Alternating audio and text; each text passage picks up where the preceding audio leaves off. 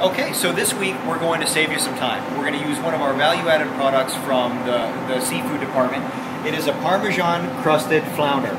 So the only thing we need to do is get our pan of oil hot or get our sheet tray ready to go to bake this product. And it's a built-in meal. So we're going to do a shallow fry on this version. We've got our pan on, it's warm, we have our oil in, and it's over about a medium heat. And we've used grapeseed oil. We've talked about this already in other weeks, but grapeseed oil has a really high burn point. It's not going to add a whole bunch of flavor to it, but it's going to give it a really nice color. Okay? So we have our grapeseed oil in there, and the trick for doing a shallow fry is that you want your oil to basically hit about halfway up your product. You don't want to totally submerge, which would be deep frying. Shallow frying is just half frying on each side. So we've got our oil, we know it's hot.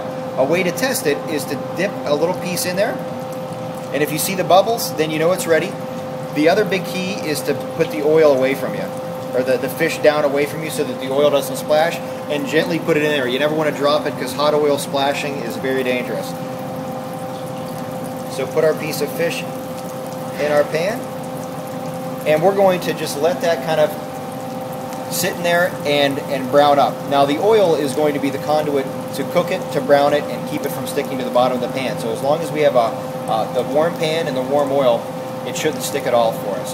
And we're going to watch it and just let it brown up around the outside edge. So we're going to cook it about 60 to 70% the first side.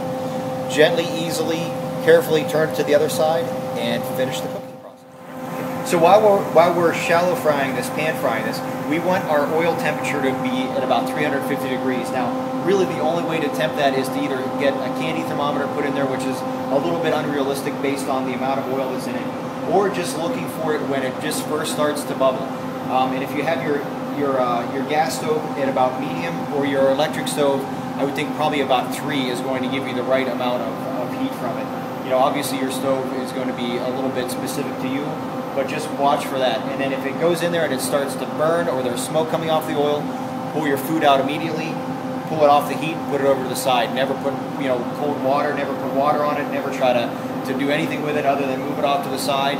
And if you can, possibly cover it with a lid, but otherwise you just want to kind of... Already, so if we look at the tail end here, we can see the nice color, and around the rim that it's really starting to get it that nice golden brown. And the smell as well, you can really start to smell that it smells like a fried piece of fish. So we're going to gently put our spatula onto the other side, and you want to maybe use your hand here as a... Whoop, I tried to hold it too long. Try to use it as a guide, and turn your fish over gently that way, and you can see it's got really nice color. So in one fell swoop, we want to hold it, and then gently plop it down into the pan, again, away from you so that the oil spreads out. And the Parmesan cheese you can see there is browned up, but it hasn't burned because our temperature is about 325, 350 degrees.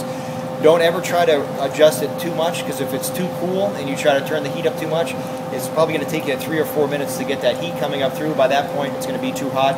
Burn your oil, have to throw it away.